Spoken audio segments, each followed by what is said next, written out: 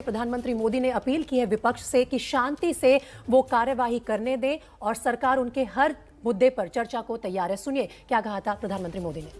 मैं आशा करता हूं कि भविष्य में संसद को कैसा चलाया, कितना अच्छा कंट्रीब्यूशन किया, उस तराजू पे तोला जाए, न कि किसने कितना जोर लगा करके संसद के सत्र को रोक दिया। ये मानदंड नहीं हो सकता है। मानदंड ये होगा कि संसद में कितने घंटे काम हुआ, कितना सकारात्मक काम हुआ। हम चाहते हैं सरकार हर विषय पर चर्चा करने के लिए तैयार है, खुली चर्चा करने के लिए तैयार है। सरकार हर सवाल का जवाब देने के लिए तैयार है और आजादी के अमृत महोत्सव में हम ये भी चाहेंगे कि संसद में सवाल भी हो, संसद में शांति भी हो। हम चाहते हैं संसद में सरकार के खिलाफ, सरकार की नीतियों के खिलाफ जितनी आवाज प्रखर होनी चाहिए हो, लेकिन संसद की गरिमा, स्पीकर की गरिमा, चेयर की गरिमा, इन सब के विषय में हम वो आचरण करें जो आने वाले दिनों में देश की युवा पीढ़ी को काम आए। देश संसद का शीतकालीन सत्र है। प्रधानमंत्री नरेंद्र मोदी ने अपील की है कि शांति भी हो, सवाल भी हो और ऐसे सवाल हो जो युवा पीढ़ी के लिए मार्गदर्शन का काम करें। लेकिन विपक्ष जो है उसके तेवर तीखे हैं। आज सुबह विपक्ष ने बैठक की। साझा बैठक में रणनीति बनाई गई और संसद भवन परिसर में किसान बिल की वापसी को लेकर प्रदर्शन भी हुआ। हमारे सहयोगी ग्राउंड जीरो से जुड़ रहे हैं, नीरज पांडे जुड़ रहे हैं, आशीष कुमार सिंह संसद भवन के बाहर से ये सहयोगी हमारे जुड़ रहे हैं। सीधे रुख कर लेते हैं सबसे पहले नीरज पांडे का। नीरज, प्रधानमंत्री ने अपील की है कि शांति बनाए रखें, सवाल भी करें, सवालों के जवाब देने के लिए तैयार है, लेकिन लगता नहीं है कि विपक्ष जो है इतनी आसानी से इस अपील पर कायम रहेगा।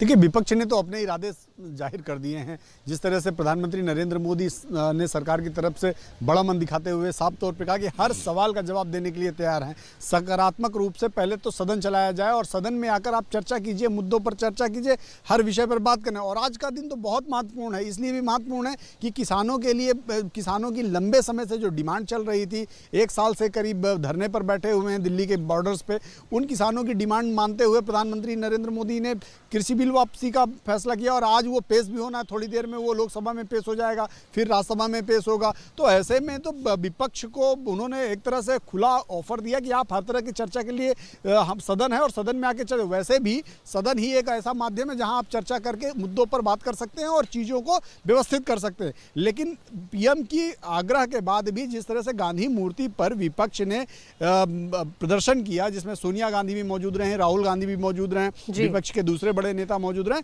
उससे एक चीज तो साफ हो गया है कि सदन में अभी जरूर थोड़ी शपथ ग्रहण चल रहा है नए सांसदों का जो चुनकर आए हैं, लेकिन थोड़ी देर में ये हंगामा आपको देखने को मिलेगा और लगता नहीं है कि सही मायने में सदन में आज चर्चा हो पाएगी। ठीक है नीरज, अब आशीष के पास चलते हैं। और आशीष, नीरज बिल्कुल ठीक कह रहे हैं, क्योंकि आज सदन की कार्यवाही शुरू होने से पहले ही राहुल गांधी ने ट्वीट कर दिया था कि आज संसद में अन्नदाता के नाम का सूरज उगाना है। तो जो ये एजेंडा मिला हुआ है विपक्ष को किसानों के नाम पर सरकार को घेरने का, इतनी आसानी से उसको हाथ से जाने नहीं देंगे। हालांकि सरकार ने अपना साफ कर दिया है कि तीनों कृषि कानूनों को वापस लेंगे। इसी शीतकालीन सत्र के पहले 2 दिन में ही कार्यवाही शुरू हो जाएगी, लेकिन विपक्ष इतनी जल्दी से सरकार को कुछ ब्रीदिंग स्पेस देने वाली नहीं है। जी हाँ, बिल्कुल। आप देखिए, मैं सिर्फ एडअप कर सकता हूं जो भी नीरज ने कहा है उस पर। जिस तरह से विरोध प्रदर्शन किया है कांग्रेस अध्यक्षा सोनिया गांधी, राहुल गांधी ने, और विपक्ष की जो बैठक हुई है उसमें भी ये तय हुआ है कि जो जैसे कि एडजर्नमेंट नोटिसेस दिए गए हैं तमाम सांसदों की तरफ से कि आप एक डेटा बनाएं, आप इस बात को स्वीकार करें कि 700 के करीब किसानों की जानें गई हैं। आज ये कानून वापस हो, उसका सभी ने स्वागत किया था और उसका समर्थन भी होगा संसद के अंदर।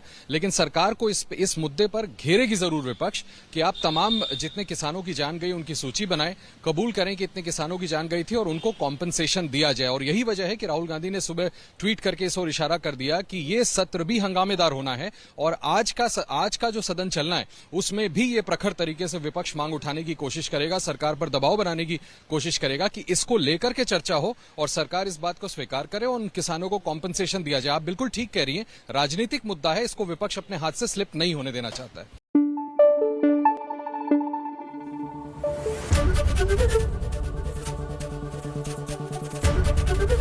एबीपी न्यूज आपको रखे आगे।